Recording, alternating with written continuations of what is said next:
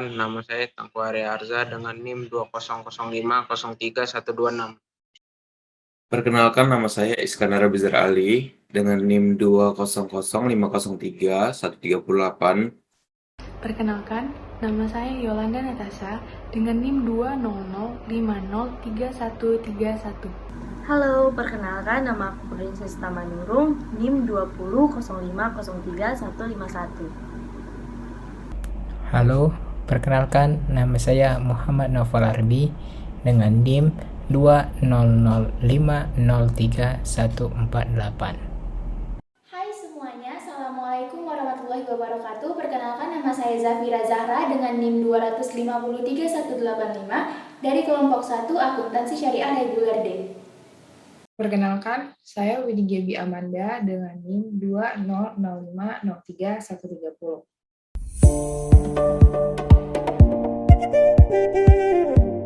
Di sini saya akan menjelaskan tentang pengertian laporan keuangan. Laporan keuangan syariah adalah laporan keuangan yang diterbitkan oleh entitas syariah yang berorientasi laba dalam operasionalnya. Entitas syariah yang dimaksud adalah entitas yang melaksanakan transaksi syariah sebagai kegiatan usaha yang berdasarkan prinsip syariah dan dituangkan dalam anggaran dasar entitas tersebut. Karakteristik umum laporan keuangan syariah. Beberapa karakteristik umum laporan keuangan syariah antara lain disajikan secara wajar, mematuhi SAK. Jika menemui situasi di mana belum adanya standar yang mengatur, maka manajemen menggunakan pertimbangannya dalam mengembangkan dan menerapkan kebijakan akuntansi dengan memegang prinsip untuk menghasilkan informasi yang relevan dan andal. 2. Menggunakan asumsi dasar. A. Keberlangsungan usaha. B. Dasar akrual kecuali pada laporan arus kas dan saat perhitungan bagi hasil. 3. Mempertimbangkan aspek materialitas dan penggabungan pos akun yang serupa. 4. Prinsip yang saling hapus hanya diterapkan jika telah memenuhi persyaratan atau diizinkan oleh EPSAK. 5. Frekuensi pelaporan laporan keuangan lengkap minimal setahun sekali. 6. Menyajikan informasi komparatif. 7. Menyajikan secara konsisten terhadap penyajian dan klasifikasi pos dalam laporan keuangan antar periode. Selanjutnya ada laporan laba rugi dan penghasilan komprehensif lainnya. Laba rugi menggambarkan total penghasilan dikurangi dengan beban yang berkaitan langsung dengan operasional entitas seperti pendapatan margin, murabahah, pendapatan bagi hasil, pendapatan ujrah, pendapatan operasional lainnya, beban tenaga kerja, beban administrasi dan umum, dan beban operasional lainnya. Sedangkan pendapatan komprehensif lainnya adalah penghasilan dan beban yang tidak diakui dalam rugi sebagaimana disyaratkan oleh SAK. Sederhananya, penghasilan komprehensif lain adalah keuntungan atau kerugian yang tidak berpengaruh pada arus kas yang disebabkan penggunaan nilai wajar atau fair value pada beberapa komponen dalam laporan keuangan. Jadi, laporan laba rugi dan penghasilan komprehensif lainnya itu berada di laporan keuangan perbankan syariah, laporan keuangan asuransi syariah, dan laporan keuangan unit usaha syariah. Selanjutnya, saya akan menjelaskan tentang laporan kewajiban pemenuhan modal minimum. Bank memiliki kewajiban pemenuhan modal minimum sesuai profil risiko. Berdasarkan perkembangan kompleksitas usaha dan risiko, serta penerapan pengawasan berbasis risiko, maka bank harus melakukan penilaian atas profil risiko yang dimiliki dan tingkat kecukupan modal untuk mengantisipasi potensi kerugian atas eksposur risiko tersebut serta tetap memenuhi kewajiban penyediaan modal minimum yang dipersyaratkan sesuai dengan ketentuan yang berlaku. Kewajiban pemenuhan modal minimum merupakan salah satu kriteria dari Bank Kinerja Baik atau BKB dengan memiliki rasio kewajiban pemenuhan modal minimum sesuai dengan ditentukan. Pemahaman cara dan prosedur dalam memenuhi kewajiban penyediaan modal minimum sangat penting untuk menjaga kelangsungan bank dalam menghadapi risiko yang erat kaitannya dengan peran sebagai lembaga kepercayaan yang menyalurkan dana dari dan ke masyarakat. Di dalam suatu perusahaan dalam satu periode waktu tertentu. Nantinya informasi dari laporan ini akan digunakan untuk mengukur kemampuan entitas syariah dalam menghasilkan kas dan juga setara dengan kas. juga mengukur dan memprediksi daripada penggunaan kas dalam suatu entitas syariah. Laporan arus kas itu dibagi menjadi 3 klasifikasi. Yang pertama adalah aktivitas operasi. Hal ini diperoleh daripada aktivitas utama seperti pendapatan perusahaan. Oleh karena itu, hal ini biasanya berkaitan langsung dengan transaksi atau peristiwa yang berhubungan dengan laba rugi bersih. Yang kedua adalah aktivitas investasi. Hal ini dipisahkan karena berkaitan dengan keluar masuknya arus kas yang berhubungan dengan sumber dana dengan tujuan untuk mendapatkan pendapatan di masa depan atau masa yang akan datang. Dan yang ketiga atau yang terakhir adalah aktivitas pendanaan. Hal ini ditujukan dengan maksud untuk memprediksi klaim daripada arus kas di masa depan oleh pemasok modal perusahaan. Hal-hal ini dapat lengkap secara kita lihat mengenai penyajian dan pelaporannya di PSAK 2 mengenai laporan arus kas.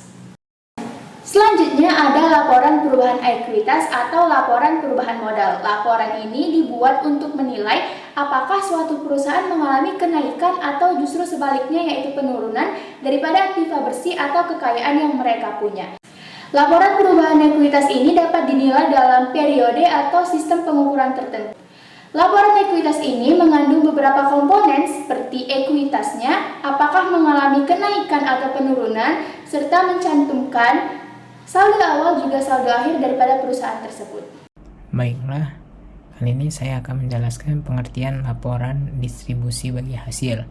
Distribusi bagi hasil adalah pembagian keuntungan bagi bank syariah kepada nasabah simpanan berdasarkan nisbah yang disepakati setiap bulannya. Bagi hasil yang diperoleh tergantung jumlah dan angka jangka waktu simpanan serta pendapatan bank pada periode tersebut. Besarnya bagi hasilnya dihitung berdasarkan pendapatan bank, sehingga nasabah pasti memperoleh bagi hasil dan tidak kehilangan pokok simpanannya. Laporan sumber dan penyaluran dana zakat.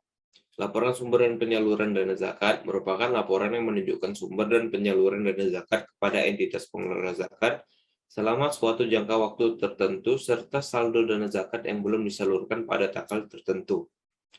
Pembayaran zakat dilakukan apabila nisab dan haulnya terpenuhi dari harta yang memenuhi kriteria wajib zakat.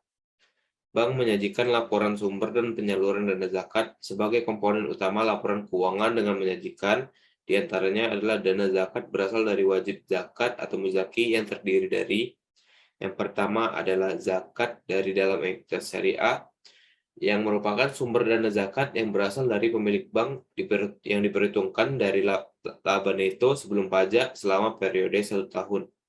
Yang kedua adalah zakat dari pihak luar entitas syariah yang merupakan warga biasa yang memberi zakat kepada bank syariah tersebut.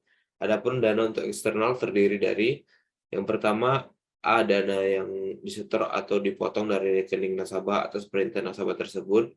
Yang kedua, zakat masyarakat bukan nasabah bank yang disetor melalui bank. Sesuai dengan perundang-undangan yang berlaku, bank hanya dapat menyalurkan dana zakat yang diterima kepada lembaga amil zakat atau badan amil zakat. Laporan sumber dan penyaluran dana zakat merupakan laporan yang mencerminkan peran bank sebagai pemegang amanah dana kegiatan sosial yang dikelola secara terpisah.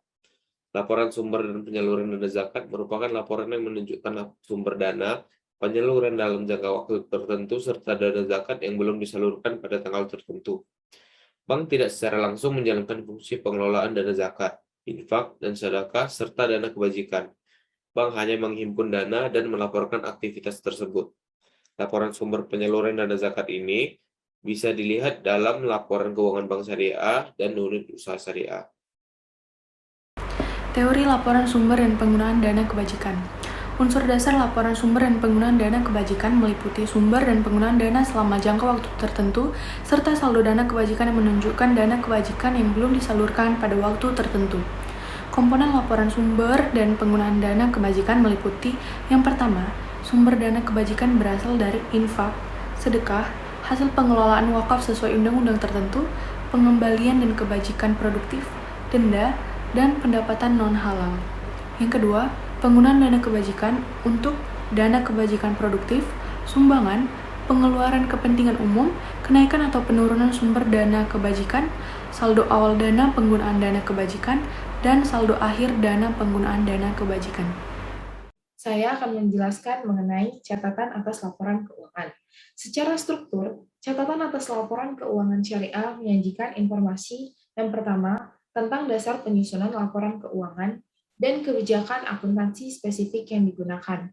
Yang kedua, mengungkapkan informasi yang diisyaratkan oleh SAK yang tidak disajikan di bagian manapun dalam laporan keuangan dan memberikan informasi yang tidak disajikan di bagian manapun dalam laporan keuangan, tetapi informasi tersebut relevan untuk memahami laporan keuangan. Laporan dari penjelasan pertama sampai dengan catatan atas laporan keuangan merupakan komponen laporan keuangan lengkap wajib bagi entitas syariah. Namun demikian dalam implementasinya, operasional entitas syariah menuntut penyajian laporan tambahan yang mencerminkan operasional dan ciri khas entitas tersebut. Adapun laporan perubahan dana investasi terikat dan laporan rekonsiliasi pendapatan dan bagi hasil merupakan contoh laporan tambahan entitas syariah yaitu pada bank syariah. Sementara, surplus defisit dana tabaruk merupakan ciri khas dan informasi keuangan kunci dari laporan keuangan perusahaan asuransi syariah. Kemudian saya akan menjelaskan mengenai laporan perubahan dana investasi terikat. Beberapa hal yang diperhatikan dalam menyusun laporan ini adalah yang pertama, laporan ini memisahkan dana investasi terikat dan investasi berdasarkan jenisnya. Yang kedua, komponen utama laporan ini meliputi saldo awal dana investasi terikat, jumlah kelompok investasi dan nilai per kelompok pada awal periode, C. Dana investasi yang diterima dan kelompok investasi yang diterbitkan Bank Syariah selama periode laporan, penarikan atau pembelian kembali kelompok investasi selama periode laporan, keuntungan atau kerugian dana investasi terikat, imbalan bank syariah sebagai agen investasi, beban administrasi dan beban tidak langsung lain yang dialokasikan oleh bank syariah ke dana investasi terikat, saldo akhir dana investasi terikat, jumlah kelompok investasi, dan nilai investasi per kelompok pada akhir periode. Lalu, hal yang harus diperhatikan yang ketiga ialah investasi dana terikat. Investasi dana terikat ini adalah investasi oleh pemilik dana yang dikelola oleh bank syariah sebagai agen investasi. Investasi ini bukan aset maupun kewajiban, karena bank syariah tidak berhak menggunakan atau menyalurkan investasi tersebut, serta tidak berkewajiban mengembalikan atau menanggung risiko dari investasi. Dan hal yang keempat yang harus diperhatikan, dalam hal bank syariah bertindak sebagai agen investasi, imbalan yang diterima adalah sebesar jumlah yang disepakati tanpa memperhatikan hasil investasi. Lalu yang kelima, catatan atas laporan perubahan dana investasi terikat harus mengungkapkan sifat hubungan antara entitas syariah dengan pemilik dana, serta hak dan kewajiban yang terkait dengan setiap jenis dana investasi terikat ataupun unit investasi. Selanjutnya, saya akan menjelaskan tentang surplus defisit dana tabaruk. Informasi keuangan mengenai surplus defisit dana tabaruk merupakan ciri khas dan informasi keuangan kunci dari laporan keuangan perusahaan asuransi syariah. Unsur yang membentuk surplus defisit dana tabaruk meliputi yang pertama, pendapatan asuransi yang terdiri atas pendapatan kontribusi, bagian pengelolaan ujrah atau atas kontribusi, dan bagian reasuransi atas bagian kontribusi. Yang kedua, beban asuransi yang terdiri atas klaim, bagian reasuransi atas klaim, dan cadangan teknis. Yang ketiga ada pendapatan investasi, lalu yang keempat ada beban investasi. Kemudian, surplus defisit dana tabaruk terbagi menjadi surplus defisit underwriting, yaitu selisih antara pendapatan asuransi dan beban asuransi. Surplus defisit underwriting ini juga dapat dialokasikan ke dana tabaruk ataupun peserta kolektif, peserta individual, dan entitas pengelola. Lalu yang kedua ada surplus defisit dana tabaruk, yaitu surplus defisit underwriting dan pendapatan dan beban investasi.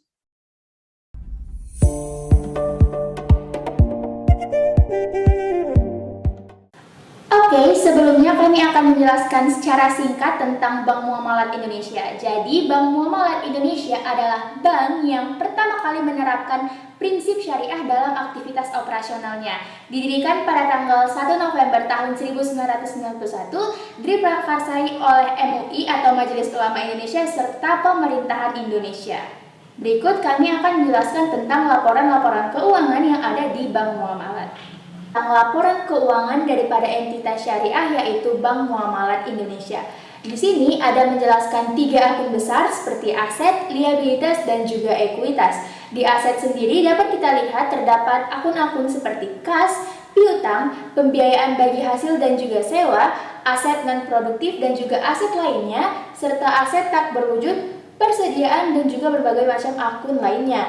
Jika kita lihat dari laporan keuangan ini, total aset yang dimiliki oleh Bank Muamalat selama akhir tahun 2019 kira-kira sekitar 50.555.519.000 rupiah. Selanjutnya kita akan masuk ke liabilitas. Di sini liabilitas mengandung akun-akun tentang dana simpanan yang bisa berupa giro dan lainnya, juga ada dana simpanan wadiah, dana investasi, serta liabilitas lainnya. Jika kita lihat nih angkanya dari laporan keuangan Bank Muamalat ini, pada akhir 2019 ada 46.618.341.000 rupiah dan pada akhir 2020 bisa kita lihat itu sekitar 44.828.524.000 rupiah. Dan yang terakhir itu ada ekuitas. Di sini ekuitas itu meliputi modal-modal yang disetor dan juga modal-modal tambahan, dan juga meliputi penghasilan komprehensif lainnya, cadangan, dan juga laba rugi. Bisa kita lihat di sini di laporan keuangan pada akhir 2019 ada senilai 3.937.178.000 rupiah dan di akhir 2020 kita lihat ada 3.957.268.000 rupiah. Menjelaskan tentang laporan laba rugi dan juga laporan penghasilan komprehensif lainnya. Di sini akan memuat beberapa akun seperti pendapatan dan beban operasional, pendapatan dan beban non operasional, dan juga laporan penghasilan komprehensif lainnya. Jika pendapatan dan beban operasional itu ada beberapa akun seperti pendapatan dari penyaluran dana, bagi hasil untuk pemilik dana investasi, pendapatan setelah distribusi bagi hasil, dan juga pendapatan dan beban operasional di luar dari penyaluran dana. Jika kita lihat dari laporan ini, hasilnya di akhir tahun 2019 Bank Muamalat memiliki beban laba rugi operasional senilai Rp34.279.000 dan di akhir tahun 2020 ada Rp35.978.000. Selanjutnya kita akan masuk ke pendapatan atau beban non operasional yang berkaitan dengan keuntungan juga kerugian serta pendapatan yang di akhir tahun 2019 sekitar Rp24.503 dan di akhir tahun 2020 sekitar Rp26.185.000. Dan yang terakhir adalah penghasilan komprehensif lainnya. Ini mengandung pos-pos yang tidak lagi diklasifikasikan ke laba rugi dan juga pos-pos yang nantinya akan diklasifikasikan ke laba rugi. Untuk total laba rugi komprehensif di tahun berjalan itu, di tahun 2019 ada sekitar Rp20.243.000 dan di akhir tahun 2020 ada Rp20.090.000. Untuk total laba dan rugi operasional ataupun non-operasional selama tahun berjalan, di akhir tahun 2019 ada Rp7.332.000 dan di akhir tahun 2020 ada Rp7.345.000. Laporan perhitungan kewajiban penyediaan modal minimum. Dalam laporan ini terdapat modal inti dan modal pelengkap. Dalam modal inti, pada September 2020 berjumlah Rp3.421.545. Sedangkan pada September 2019 berjumlah Rp3.563.802. Terdapat juga cadangan tambahan modal yang berisi akun faktor penambah dan faktor pengurang. Selain itu, ada juga akun faktor pengurang modal inti utama dan modal inti tambahan. Pada modal pelengkap, terdapat akun instrumen modal dalam bentuk saham, agio, cadangan umum PPA, cadangan tujuan, dan yang terakhir, faktor pengurang modal pelengkap. Laporan arus kas bank muamalat. Dalam laporan arus kas ini ada 3 pos utama, yaitu arus kas dari aktivitas operasi, arus kas dari aktivitas investasi, dan arus kas dari aktivitas pendanaan. Dapat dilihat dari laporan keuangan ini, kas bersih yang digunakan pada aktivitas operasi pada bulan September 2020 sebesar Rp87.624.000 dan pada bulan September 2019 sebesar Rp185.020. Kas bersih yang digunakan untuk aktivitas investasi pada bulan September 2020 sebesar Rp306.969.000 dan pada September 2019 berjumlah Rp366.231.000.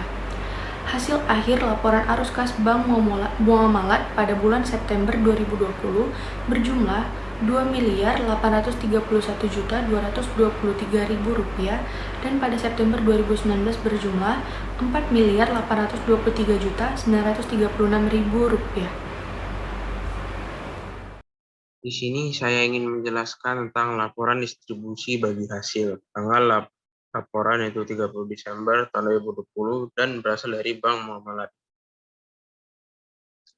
Di laporan distribusi bagi hasil ini terdapat jenis perhimpunan dana, saldo rata-rata, pendapatan yang akan dibagi hasilkan, porsi pemilik dana, nisbah berapa persen, jumlah bonus dan bagi hasil, dan indikasi rate of return berapa persen. Dan di nomor 1 terdapat liabilitas kepada bank lain, 2 giro mudharabah, 3 tabungan mudharabah, 4 deposito mudharabah yang terdapat dari bulan dari 1 bulan, dan bagian B-nya 3 bulan, bagian C-nya 6 bulan, dan bagian D-nya 12 bulan. Dan yang kelima, surat berharga yang diterbitkan. Keenam, pembiayaan yang diterima. Nah, itu di bawahnya terdapat jenis penyaluran dana, saldo rata-rata, dan pendapatan yang diterima. Yang nomor 1-nya terdapat pendapatan pada bank lain. 2, surat berharga yang dimiliki. 3, piutang murabaha. 4, piutang istihna. 5, piutang multi jasa. 6, pembiayaan gadai. 7, pembiayaan mudharabah. 8, pembiayaan musyarakah. 9, pembiayaan sewa. 10, pembiayaan lainnya.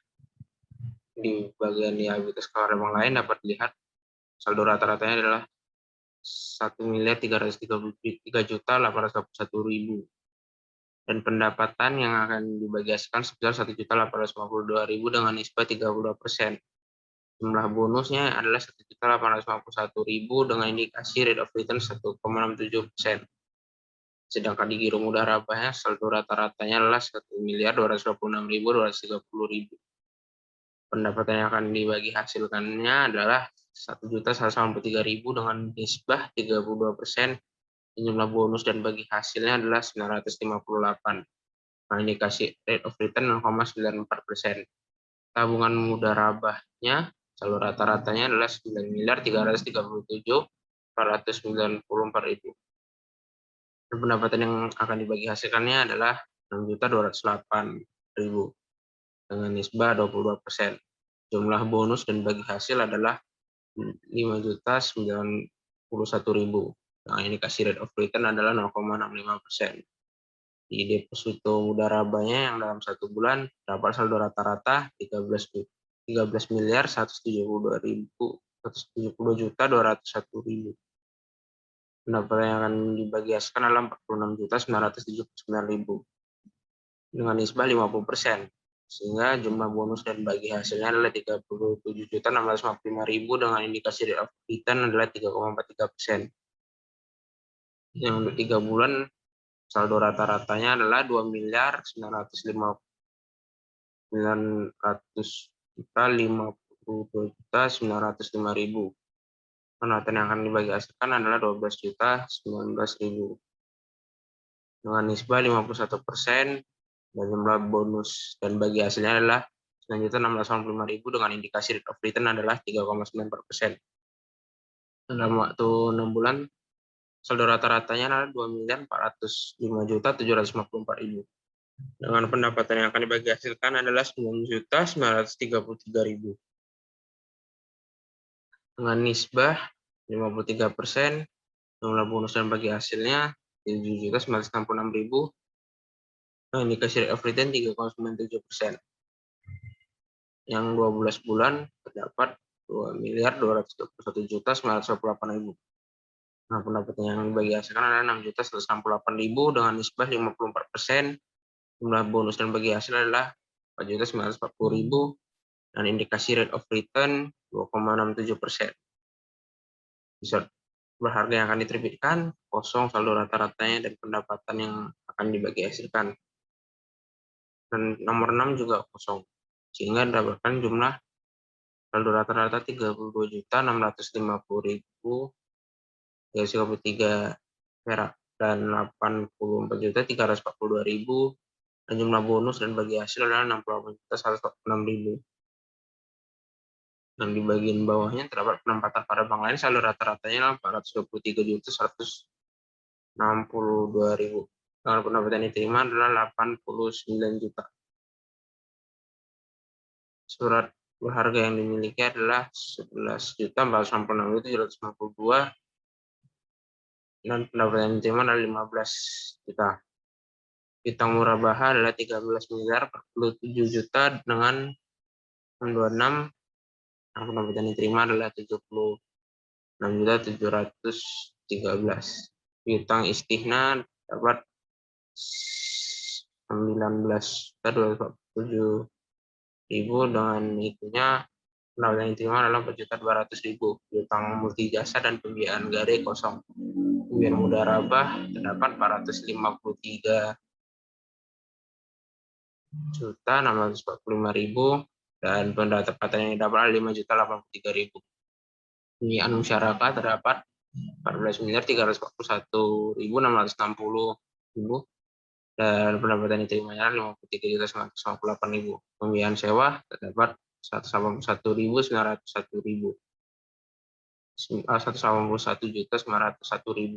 dan pendapatan yang akan diterima adalah 2.690.000. Pembiayaan lain-lainnya kosong. Jumlahnya adalah 39.934.033.000. Dan yang pendapatan yang diterimanya adalah 151.786.000.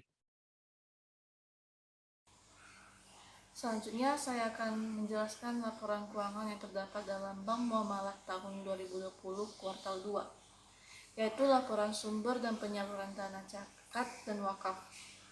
Kita bisa lihat nih ada komparatif tahun dan bulan, yaitu tahun 2020 bulan September, tahun 2019 Desember.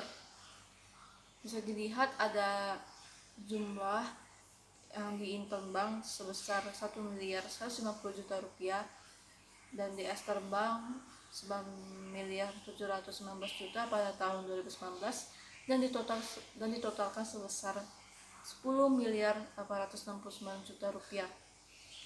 Kita lihat lagi ke tahun 2020, di Interbank kosong, Esterbank sebesar 6.470 juta rupiah. Total penerimaan semuanya tahun 2020 sebesar 6.470 juta rupiah. Kita lihat lagi di yang kedua, lembaga amil zakat diturunkan dari atas jadi 6.470 juta rupiah sama tahun 2020, tahun 2019 10.869 juta rupiah. Ditotalkan juga dengan angka yang sama.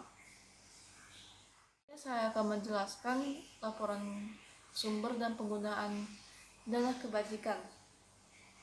Seperti yang kita lihat sendiri di laporan keuangannya terdapat angka-angka perbandingan tahun 2020 dengan tahun 2019. Kita bisa lihat ada denda sebesar 66 juta tahun 2019, di tahun 2020 kosong.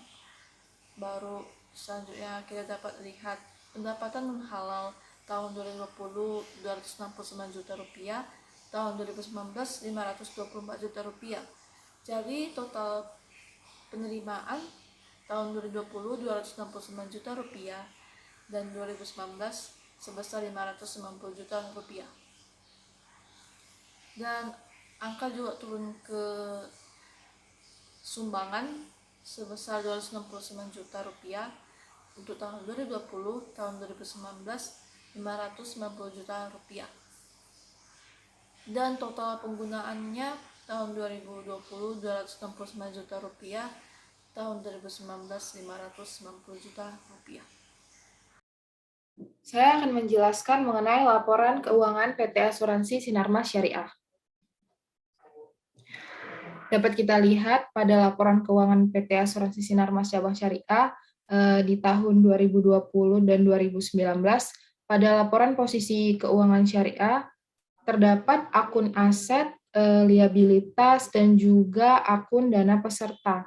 Jadi dapat dilihat dari sini di akun aset terdapat kas dan setara kas, piutang kontribusi, piutang reasuransi di tahun 2020 dan 2019, serta adanya akun-akun lain seperti akun piutang murabahah, piutang istisna, pembiayaan mudharabah, dan pembiayaan musyarakah. Dapat dilihat di asuransi Sinarmas di sini tidak ada ya pencatatannya baik dari tahun 2020 maupun dari tahun 2019. Juga pada investasi, ada investasi surat berharga, investasi entitas asosiasi, lalu ada piutang salam, namun PT Asuransi Sinarmas tidak memiliki akun pada ataupun tidak memiliki catatan atas investasi pada entitas asosiasi maupun piutang salam, aset ijarah, piutang investasi, dan properti investasi.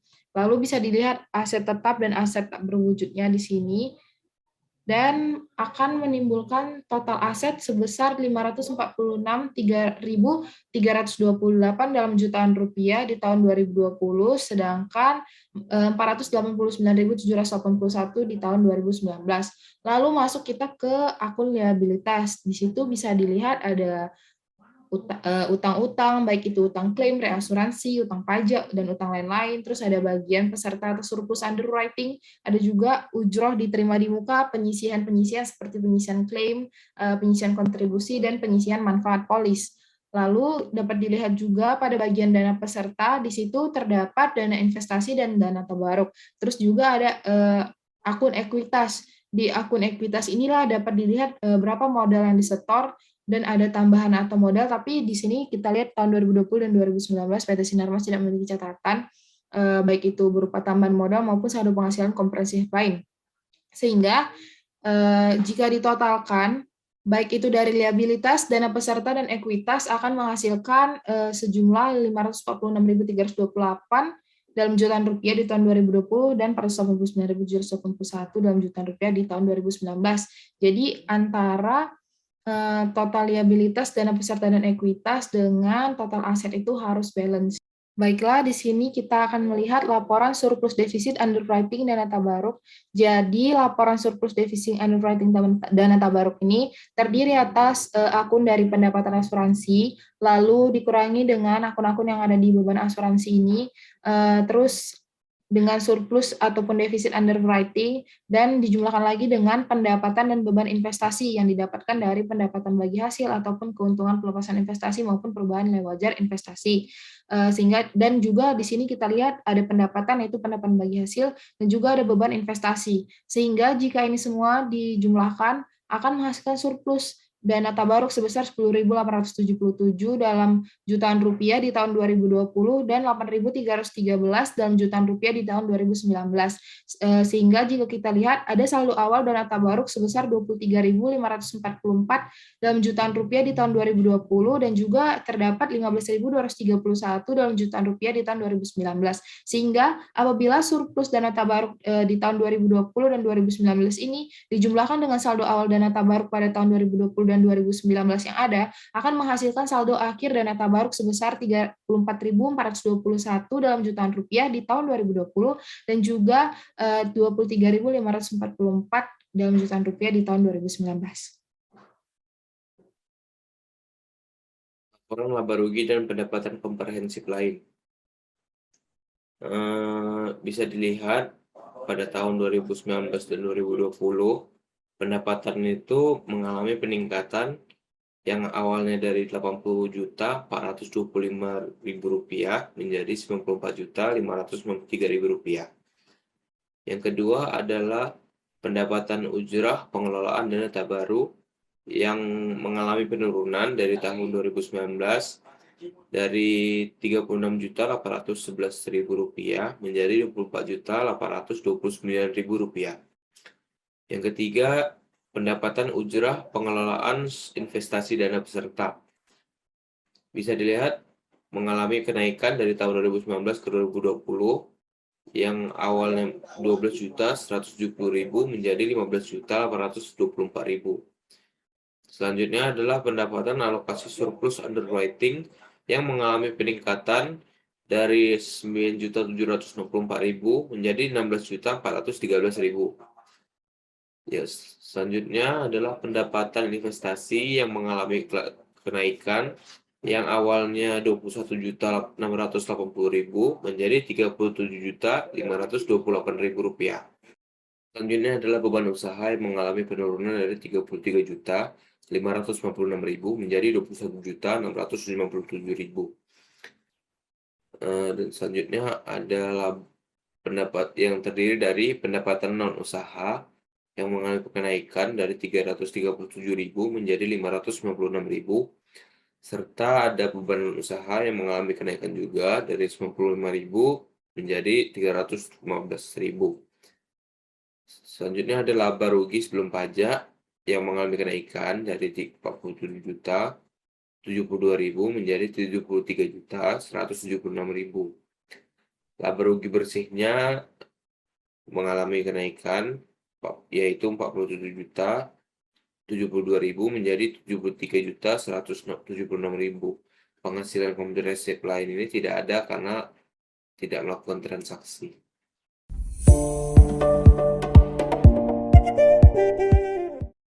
Saya akan menjelaskan laporan posisi keuangan per tanggal 31 Desember 2020 dan 2019 Bank Permata Syariah.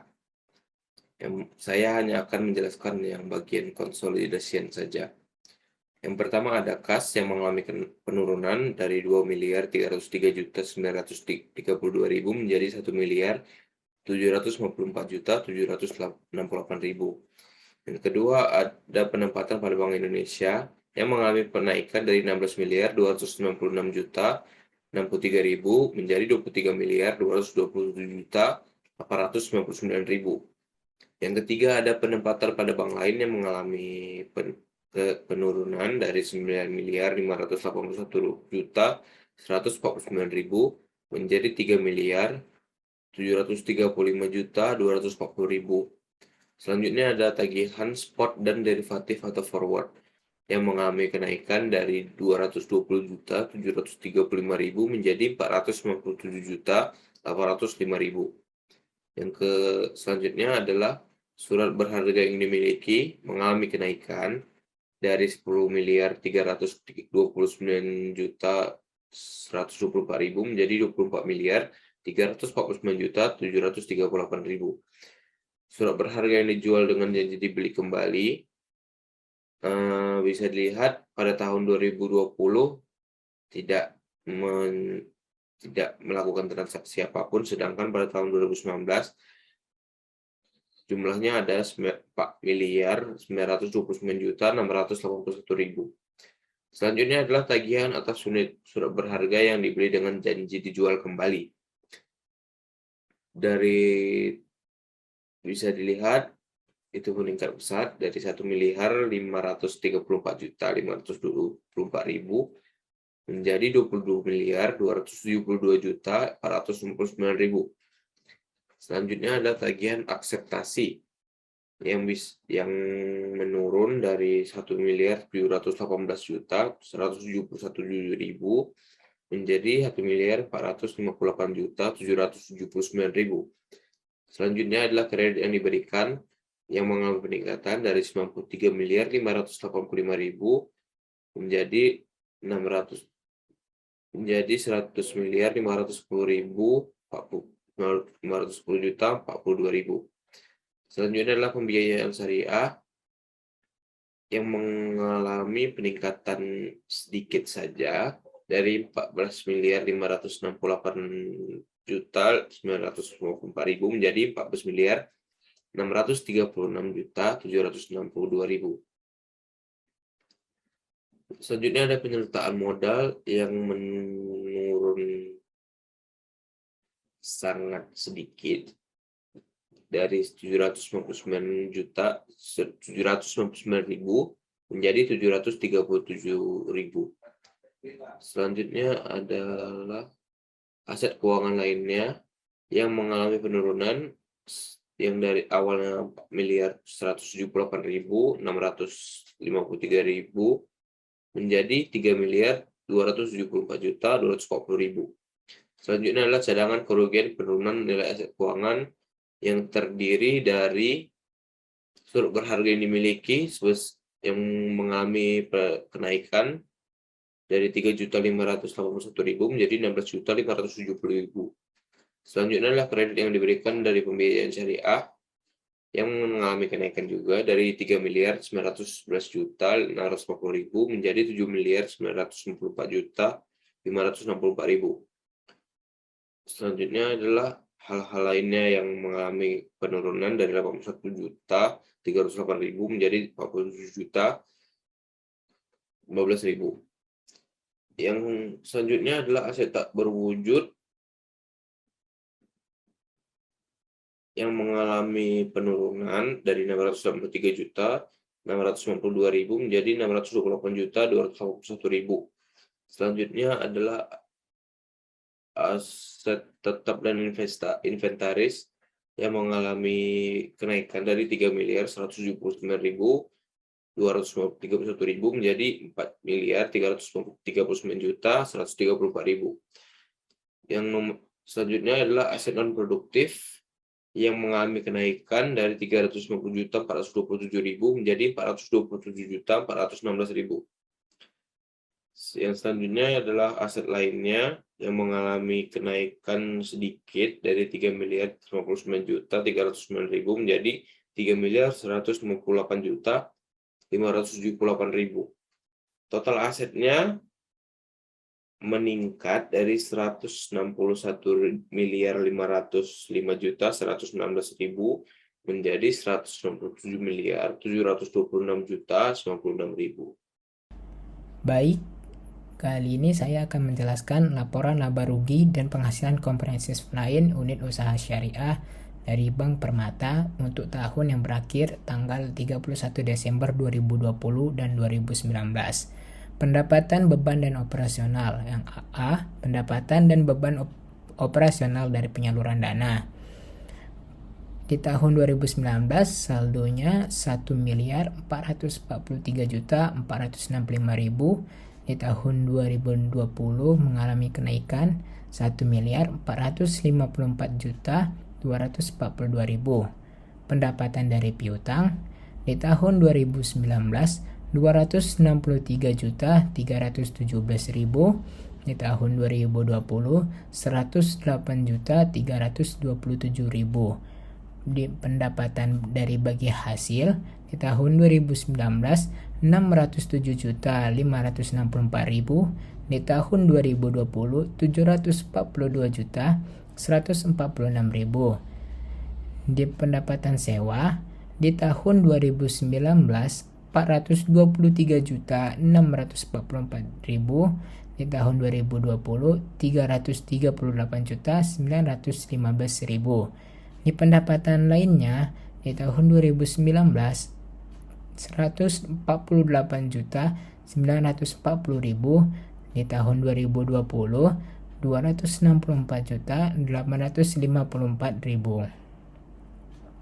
Yang kedua, bagi hasil untuk pemilik dana dan investasi, saldonya 616.217.000, di 2020 575.250. Yang ketiga, pendapatan setelah distribusi bagi hasil di tahun 2019 822.248.000, di tahun 2020 878.992.000.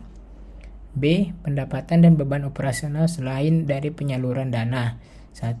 Keuntungan atau kerugian penjabaran transaksi valuta asing tidak memiliki. Yang kedua, pendapatan bank selaku mudarib dalam mudharabah muqayyadah tidak ada. Yang ketiga, Komisi Provisi Fee dan Administrasi di tahun 2019 181.413.000, di tahun 2020 242.302.000. Yang keempat, pendapatan lainnya di tahun 2019 19.704.000, di tahun 2020 36.370.000. Ini yang beban bonus wadiah di tahun 2019 86 juta, di 2020 24 juta. Di kerugian penurunan nilai aset keuangan di tahun 2019 80 juta 867.000, di tahun 2020 88 juta 230.000. Di kerugian terkait risiko operasional di tahun 2019 sebesar 463 juta, di tahun 2020 sebesar 21 juta. Di yang ke-8, kerugian penurunan nilai aset dan keuangan di tahun 2019 263 juta 43.000 rupiah, di tahun 2020 296 juta 259.000 rupiah. Di beban lainnya di tahun 2019 300 juta 406.000 rupiah, dan di tahun 2020 285 juta 673.000 rupiah. Pendapatan beban operasional lainnya bersih di tahun 2019 472.939,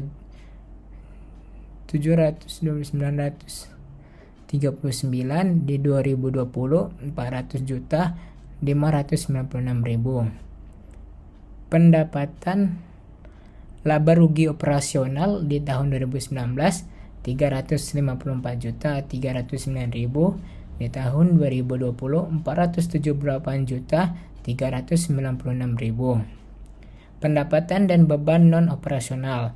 Yang pertama, keuntungan atau kerugian penjualan aset tetap dan inventaris di tahun 2019 sebesar 11.215.000 rupiah. Yang kedua, di tahun 2020 yang pertamanya 96 juta, keduanya 27 juta. Pendapatan atau beban non operasional lainnya di tahun 2019 11 juta 214.000, di tahun 2020 123 juta. Laba rugi yang tahun berjalan sebelum pajak di tahun 2019 365 juta 523.000, di tahun 2020 478 juta 519.000 rupiah. Laba rugi bersih tahun berjalan tahun 2019 365 juta 523.000 rupiah, di tahun 2020 478 juta 519.000 rupiah. Penghasilan komprehensif lain. Pertama, pos-pos yang tidak direklarifikasi ke laba rugi. Ini tidak ada.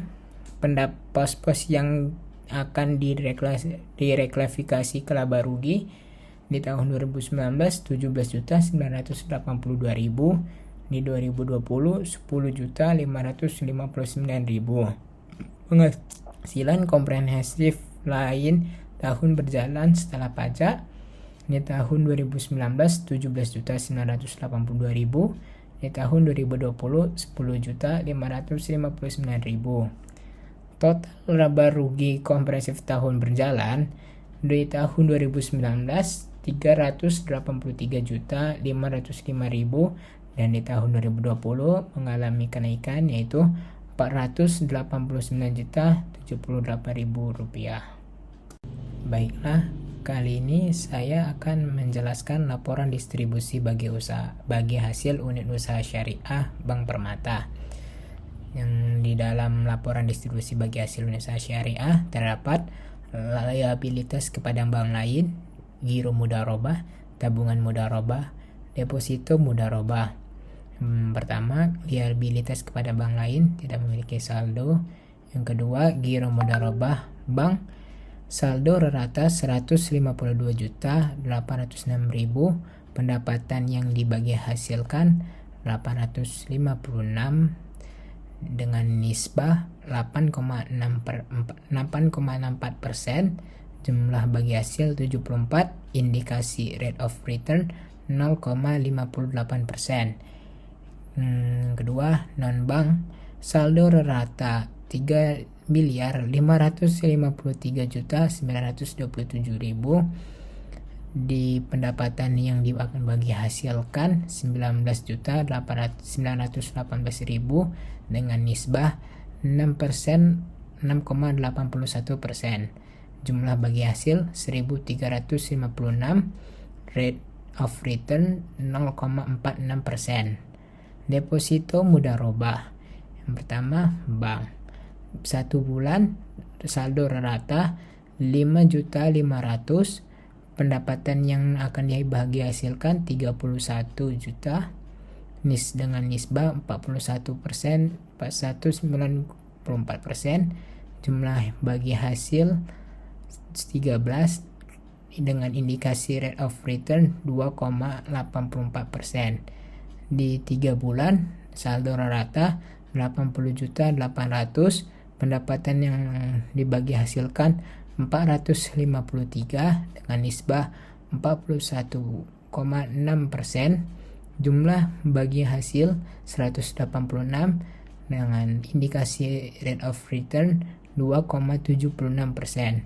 Di 6 bulan saldo rata 6.500.000, pendapatan yang akan dibagi hasilkan 36 dengan nisbah 41,67%, jumlah bagi hasil 1, indikasi rate of return 2,77%. Di 12 bulan saldo rata 400.000, pendapatan yang akan dibagi hasilkan 2, nisbah dengan nisbah 50%, jumlah bagi hasil 1, indikasi rate of return 3%. Di non-bank 1 bulan saldo rata-rata 4.664.690, pendapatan yang akan dibagi hasilkan 26.144.000 dengan nisbah 32,59%, jumlah bagi hasil 8,520.000, indikasi rate of return 2,19%. Di 6 bulan saldo rata-rata di 3 bulan saldo rata-rata 1.626.154.000 dengan pendapatan yang akan dibagi hasil 9.114 dengan nisbah 41,72%, jumlah bagi hasil 3,802, indikasi rate of return 2,81%. 6 bulan, di 6 bulan saldo rata 461.001 rupiah, pendapatan yang akan dibagi hasilkan 2.584 juta dengan nisbah 50,77%, jumlah bagi hasil 1.312 dengan indikasi rate of return 3,42%. Di 12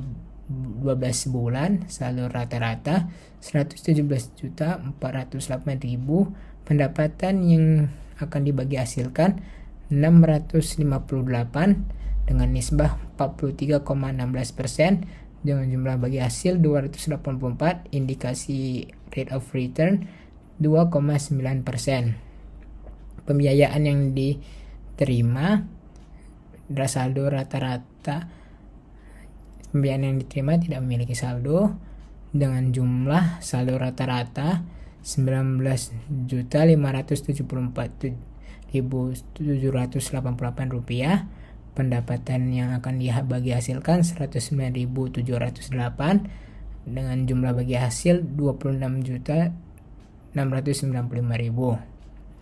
Jenis penyaluran dana Yang pertama, penempatan pada bank lain tidak ada saldonya. Kedua, piutang mudharabah bank tidak memiliki saldo. Di non-bank Rp174.551.000. Di pendapatan yang diterima 1.542. Di piutang istisna bank tidak memiliki saldo dan non-bank tidak memiliki saldo baik rata-rata dan pendapatan yang diterima.